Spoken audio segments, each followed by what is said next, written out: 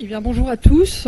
Donc effectivement, ce que je vais tenter de faire, c'est de vous présenter, dans le cadre de cette journée d'études, quelles sont les données que l'on collecte et dans quel usage en est fait, et quelles en sont les limites.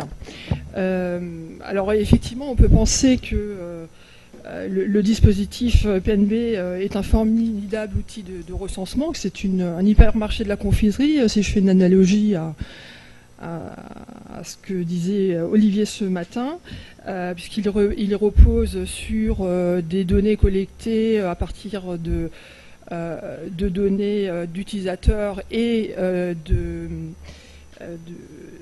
transactions basées sur le réseau, un réseau complexe où se croisent différents échanges.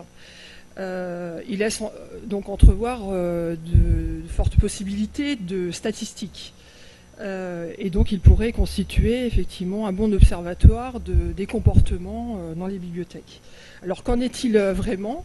Quelles sont les données collectées à travers le dispositif ? Comment ces données sont-elles collectées ? Dans quel but ? Et je vais essayer, dans une conclusion, dire ce que permet PNB, ce que ne permet pas PNB, puisqu'on verra qu'il y a un certain nombre de contraintes importantes. Alors rapidement pour donc situer le projet, pour ceux qui ne connaîtraient pas Dilicom, notre mission principale est de faciliter les échanges de données grâce à une infrastructure dédiée et mutualisée. C'est un projet collectif qui a été créé, imaginé il y a plus de 25 ans maintenant. Et donc dans cet état d'esprit se reflète aussi dans la gouvernance de Dilicom, puisque les décisions sont prises de façon collégiale, voire paritaire dans un certain nombre d'instances. L'organe exécutif et le comité de direction, où sont représentés une partie des actionnaires de Dilicom. Alors Dilicom, c'est une société interprofessionnelle. Alors, je souligne cet élément-là parce que évidemment il conditionne le positionnement de Dilicom et son rapport à l'exploitation des données que l'on peut faire. On vient de créer 2 instances supplémentaires qui aujourd'hui ne sont pas encore statutaires mais qui peuvent le devenir et qui doivent orienter les actionnaires dans des décisions stratégiques au niveau du numérique.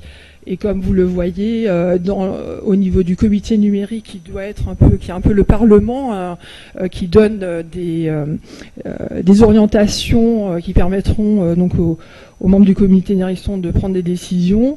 On a ouvert l'instance à tous les acteurs de la filière, en partant de l'éditeur jusqu'aux bibliothécaires. Donc en principe, les bibliothécaires et leurs prestataires seront maintenant représentés dans les instances techniques de Dilicom.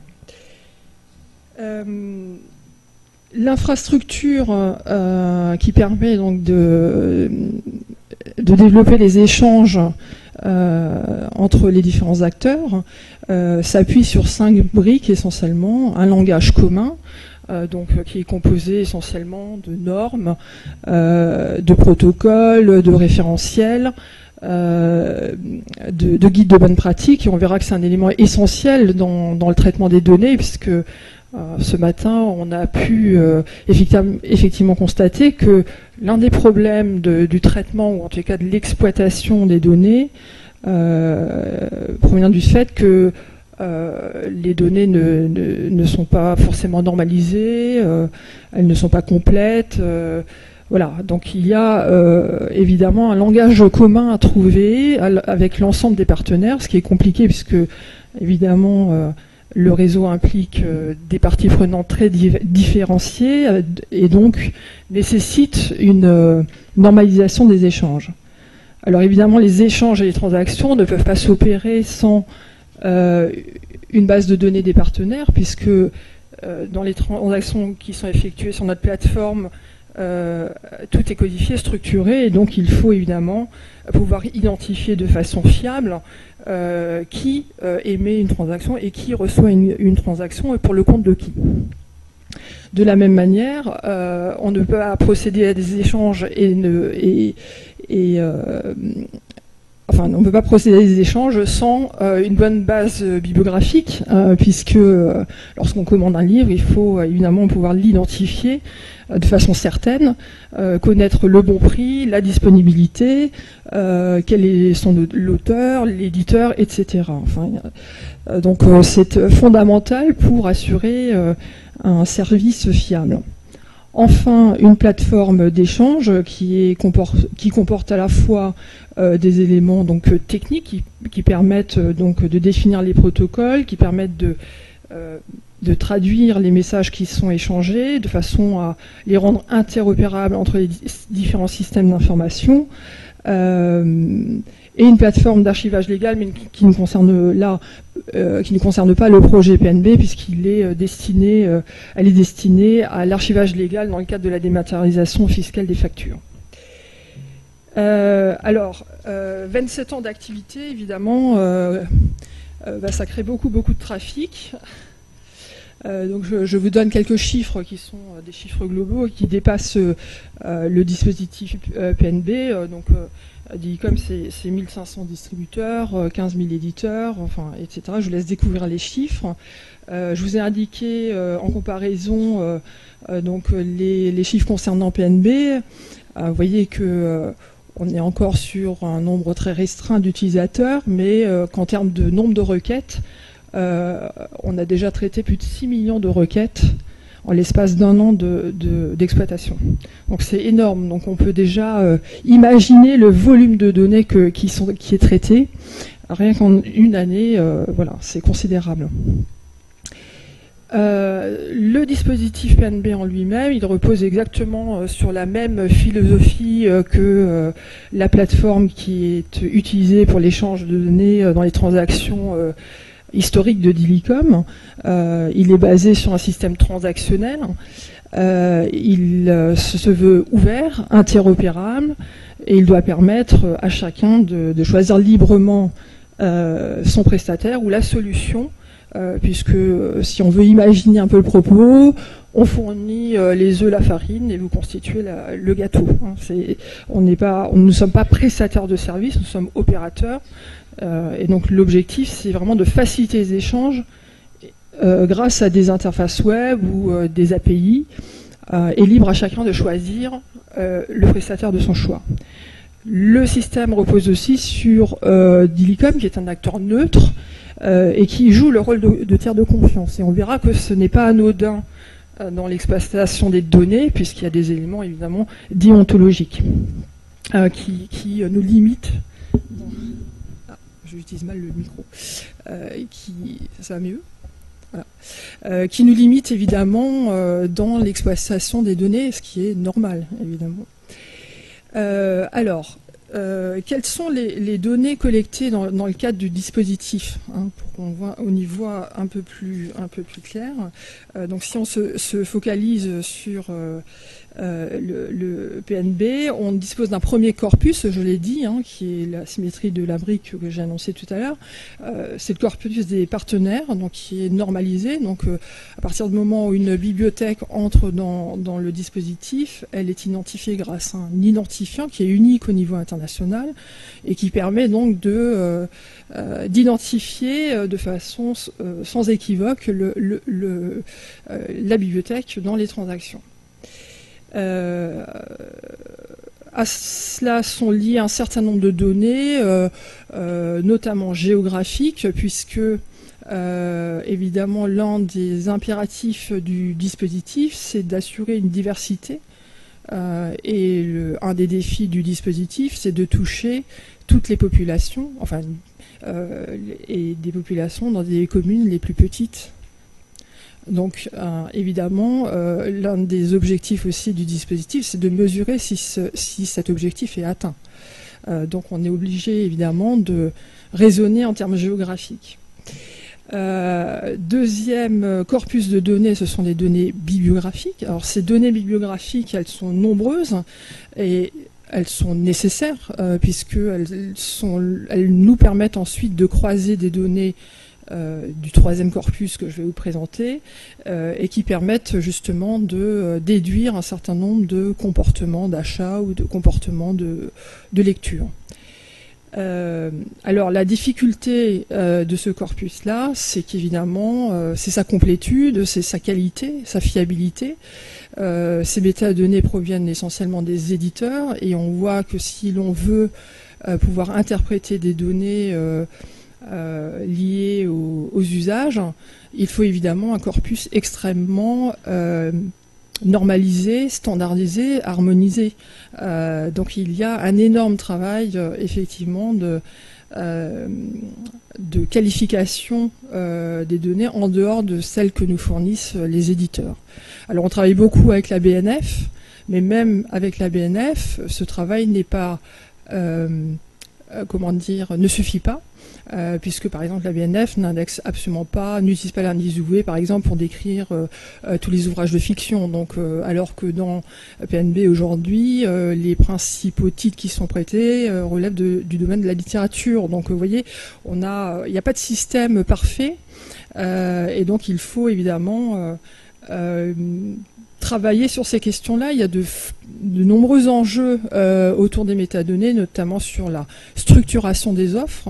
Ce qui va être fondamental aussi, c'est comment on va structurer une offre, comment on va réussir à l'identifier avec les contraintes que l'on a sur le prix unique, puisque dans le cadre du prix unique, il faut pouvoir comparer que les offres sont vendues au même prix partout.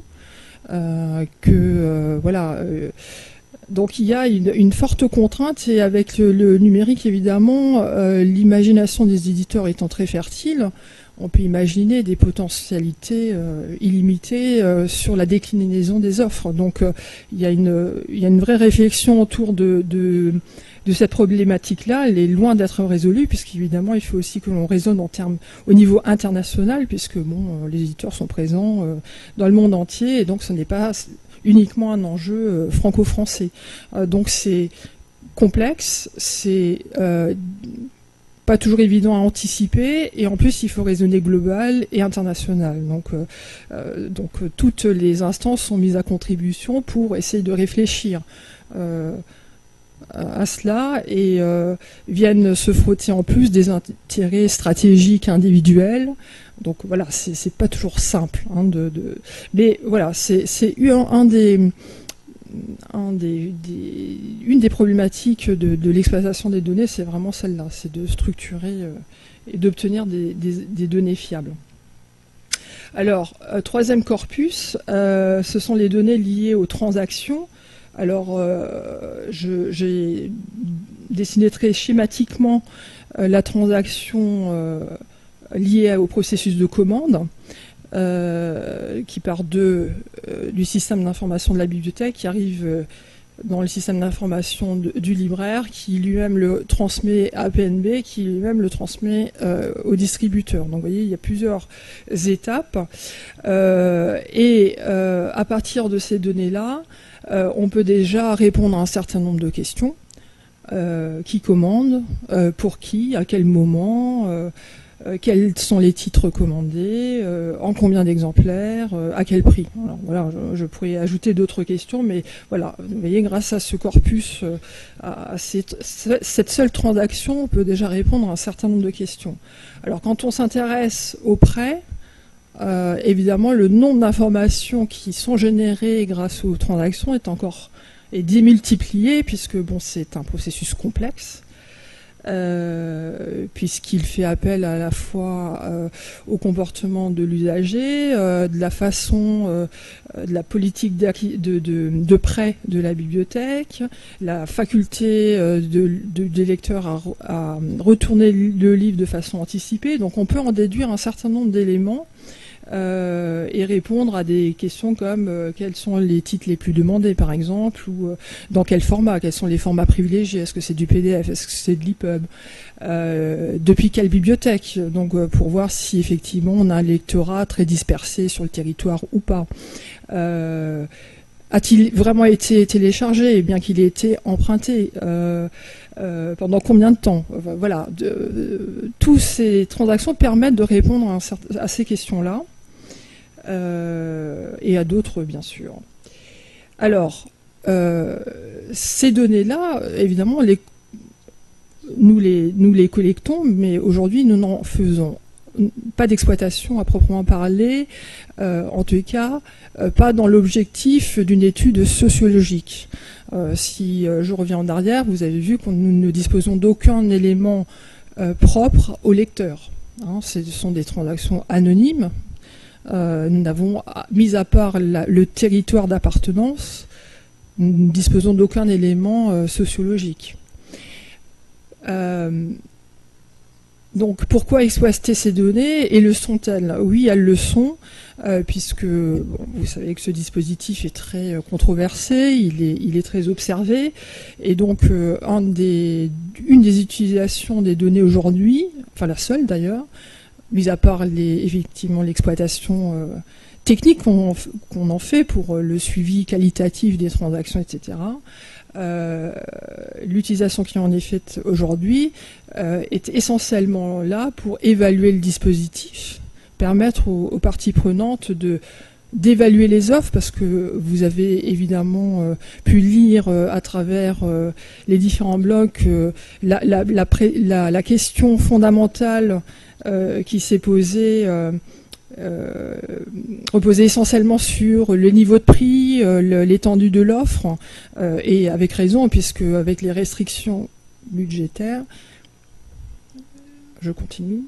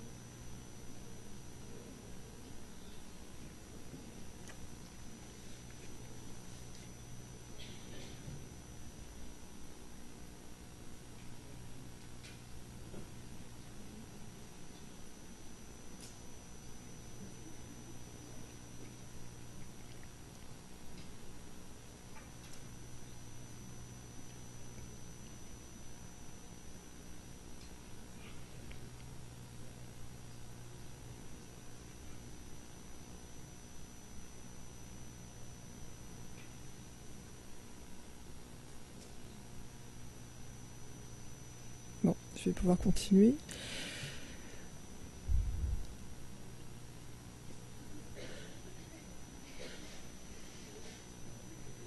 Donc je disais que les données qui sont utilisées aujourd'hui, plus particulièrement les données d'usage, elles sont sont exclusivement utilisés pour évaluer le dispositif, pour évaluer les offres, et vérifier si les recommandations qui avaient été signées en décembre 2014 sur la diffusion des livres numériques en bibliothèque sont respectées.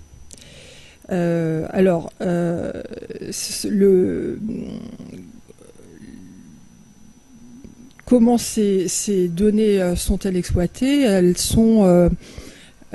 le sont sur la base d'indicateurs qui ont été décidés par un collège d'utilisateurs, un collège qui a été composé des représentants de tous les acteurs du dispositif. Il y avait à la fois des bibliothécaires, des libraires, des éditeurs, des diffuseurs, et ensemble, sous l'égide du ministère de la Culture, l'on a défini un certain nombre d'indicateurs qui sont utilisés pour évaluer donc le dispositif.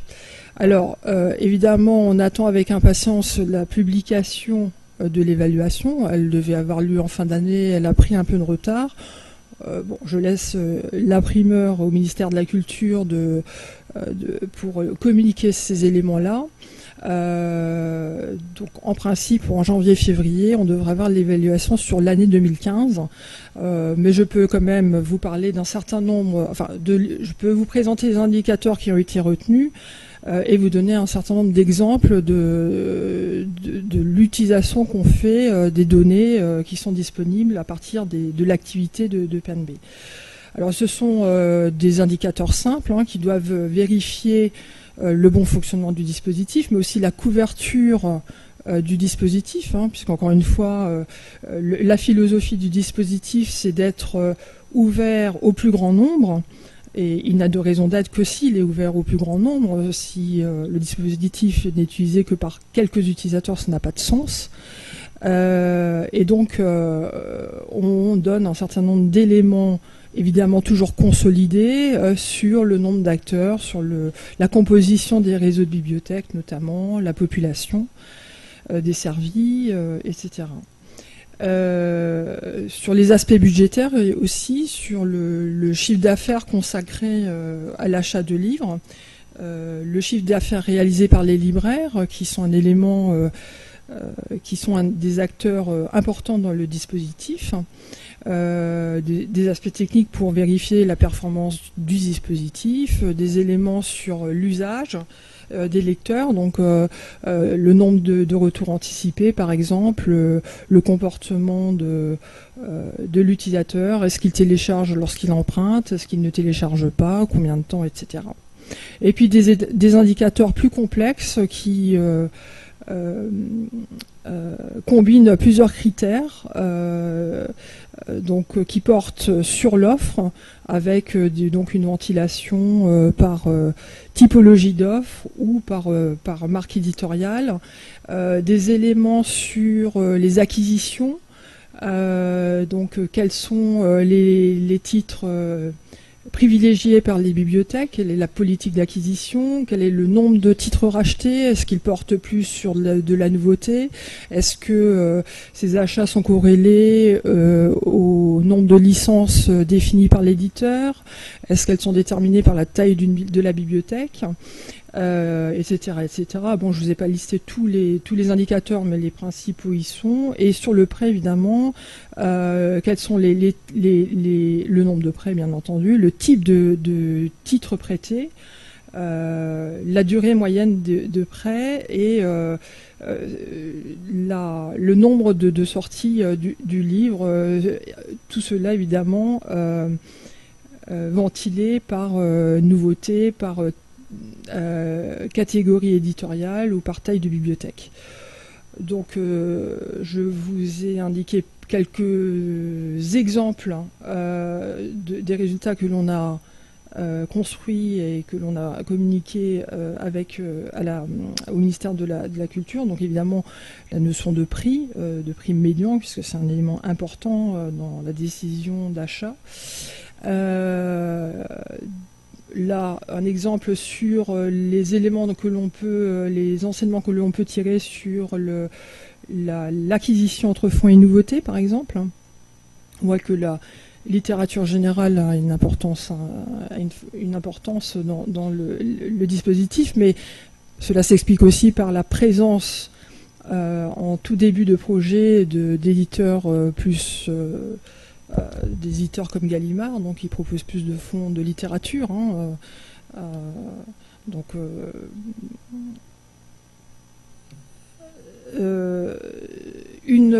On peut aussi en conclure qu'il y a une prédilection aussi pour la nouveauté. Visiblement, il y a une forte appétence pour plutôt acheter de la nouveauté plutôt que du fond.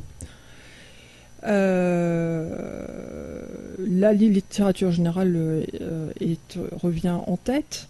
Voilà, ce ne sont pas évidemment les seuls résultats, mais dans la mesure où c'est le ministère qui doit les publier, je ne vais pas développer cette partie-là.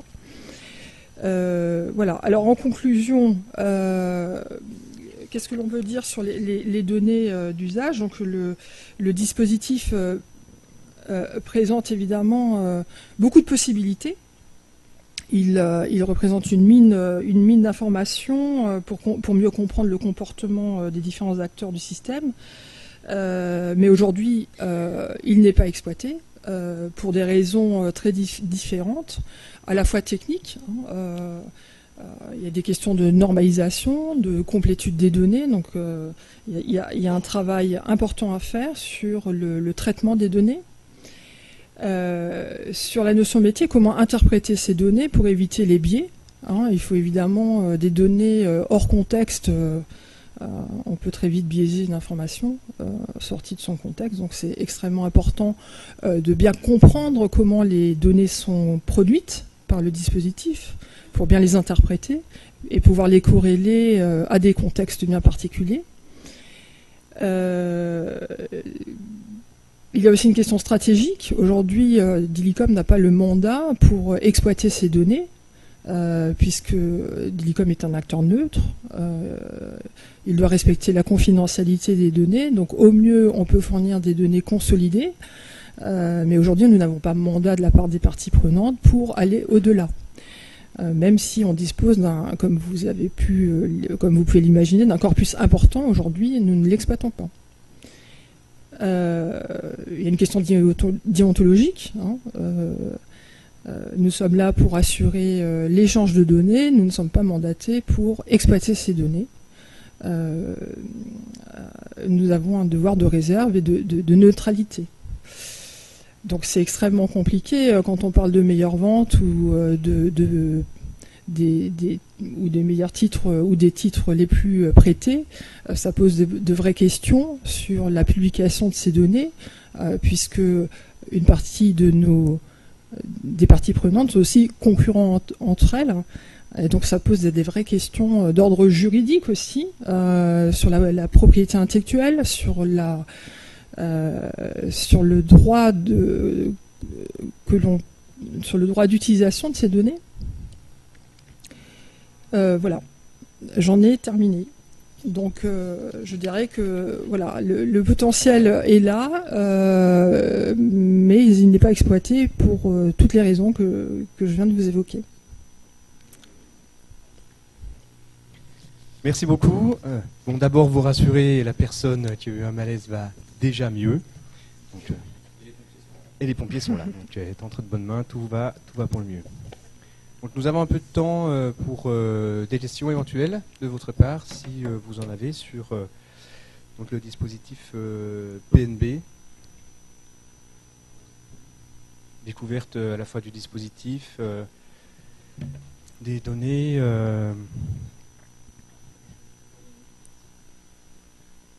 Moi, j'ai une question sur ces données d'usage et la perception qu'ont les différents acteurs autour de Dilicom de la valeur de ces données d'usage. Il me semble que les bibliothèques, celles qu'on a vues, en tout cas les gens qu'on a vus intervenir ce matin, avaient une perception de plus en plus fine de la richesse potentielle qu'il y avait derrière ces données. Oui.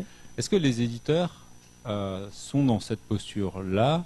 Est-ce que ils commencent à se dire que leurs données d'usage liées au numérique, qu'ils n'avaient pas jusqu'à présent, peuvent constituer un vivier de... alors je ne sais pas ce qu'ils s'imaginent en faire, mais je sais pas, arrêter les livres après le 4e chapitre parce que personne ne lit après le 4e chapitre ou, Oui, j'imagine que les données d'usage intéressent fortement les éditeurs.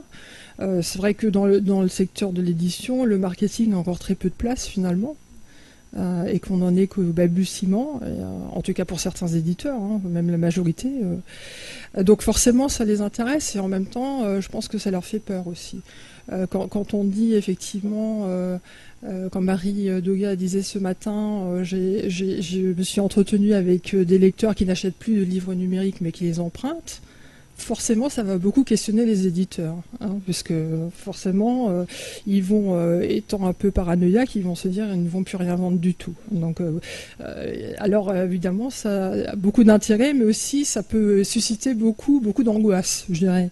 Donc non, mais oui, évidemment. Après, encore une fois, l'exploitation de ces données-là, elle pose beaucoup de questions.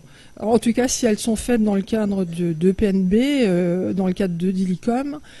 Pour les raisons que j'ai évoquées, pour les raisons de positionnement de Dilicom, et c'est essentiellement des questions de juridique, de droit, de propriété intellectuelle et du respect des pratiques anticoncurrentielles. Donner les prix par catégorie éditoriale, ça pose des vraies questions. Ça n'a pas l'air comme ça, mais c'est assez compliqué. Donner, en tant qu'opérateur, une liste des meilleures ventes ou des livres les plus prêtés, c'est pas forcément le rôle de Dilicom. Donc il faut un vrai mandat pour cela. Mais évidemment, oui, les éditeurs, mais même les libraires sont intéressés par ces questions-là. Mais elles suscitent autant d'intérêt que d'angoisse, je dirais, d'inquiétude. Juste une question factuelle. Combien de bibliothèques souscrivent entre guillemets à PNB aujourd'hui? Alors ce sont aujourd'hui 55 réseaux, 55 bibliothèques ou réseaux de bibliothèques. Donc ça représente plusieurs centaines déjà de bibliothèques sur l'ensemble du territoire. Alors ce sont des bibliothèques très différentes. Ce sont soit des bibliothèques municipales sur des communes de moins de 10 000 habitants. Et on a à la fois aussi des structures beaucoup plus importantes, comme Saint-Marcand en Belgique, qui réunit plusieurs dizaines de bibliothèques, ou la ville de Paris, ou des BDP. Voilà, c'est très différent, et c'est ce qui rend le dispositif intéressant, parce qu'il permet de toucher des populations avec des moyens très inégaux. Oui, c'est ça, on a des établissements avec des moyens, très inégaux. Et est-ce qu'au sein de Dilicom, vous avez une cellule de... Est-ce que c'est votre réflexion ou est-ce qu'au sein de Dilicom, on a une cellule de réflexion sur... Voilà, c'est la marotte, c'est les données, justement, là, comment elles sont construites, stockées... Non, Dilicom, aujourd'hui, c'est un opérateur technique. Hein. Alors, évidemment, c'est le lieu où se cristallisent beaucoup de questions de normalisation, de travail de concept sur qu'est-ce qu'une offre, comment l'identifier, etc. Mais travailler sur des données d'usage, non, ça n'est pas l'objectif premier. Alors bien sûr, vous l'avez vu dans les nouvelles instances que l'on vient de décider avec les actionnaires, on fait entrer des nouveaux acteurs, les bibliothécaires et les prestataires de bibliothèques, de façon à effectivement réfléchir sur des nouveaux besoins. Hein, dans ce comité numérique, c'est le lieu où les besoins s'expriment. Alors il y a d'autres lieux, hein, il y a des lieux comme les instances plus professionnels comme le réseau Carrel pour les bibliothèques, ou l'ABF peut-être, ou le SNE ou le SLF, mais souvent les besoins sont exprimés chez Dilicom, parce que c'est un lieu voilà, où les acteurs peuvent se rencontrer entre eux, ce qui est intéressant. Voilà. C'est une proposition qui vaut tout à fait ce qu'elle vaut, mais est-ce qu'on ne pourrait pas imaginer que dans le carré en haut à gauche, il y ait un bibliothécaire, même pas 3 ni 4, 1 ou 2, ou un petit peu, voilà, quelque part. Alors, je propose ce carré-là, mais ça peut être un autre carré si celui-ci pose problème. Alors elles sont présentes là, elles sont là, les bibliothécaires. Alors évidemment le carré bleuté là, c'est évidemment plutôt des représentants des actionnaires. Alors aujourd'hui ce sont, alors, je vais pas parler de l'actionnariat, mais bon, Dilicom est né de l'initiative de libraires et de distributeurs. C'est interprofessionnel, donc on est une société commerciale, mais interprofessionnelle dans le sens où justement l'organe de décision est fait de façon collégiale et donc autofinancé. Il n'y a pas c'est une vraie structure commerciale. Oui, bonjour. Une question courte. À qui appartiennent ces données? C'est toute la question. Et si je suis libraire, si je suis diffuseur, si je suis bibliothécaire, dans quelle mesure est-ce que je peux avoir accès aux données de ma collectivité ou de mon groupe? Tout reste à construire, j'ai envie de dire. Encore une fois, mon propos, c'est de dire qu'on collecte un certain nombre de données. Vous voyez qu'elles sont vastes, ces données, qu'on pourrait les exploiter sur des sujets très intéressants. Aujourd'hui, nous n'avons pas, la légitimité de dire elles nous appartiennent. Elles appartiennent à tout le monde et à personne en même temps. Donc, effectivement, c'est ce que l'on peut en faire, c'est aux acteurs d'en décider. Et ça doit être discuté dans ces instances-là. Voilà. Et dans le même ordre d'idée, vous avez annoncé que c'est le ministère qui annoncerait les résultats de PNB. Est-ce que vous avez livré au ministère des données brutes ou vous avez donné uniquement les données consolidées? Non, c'est données consolidées. Donc le ministère n'a pas accès aux données brutes? Non.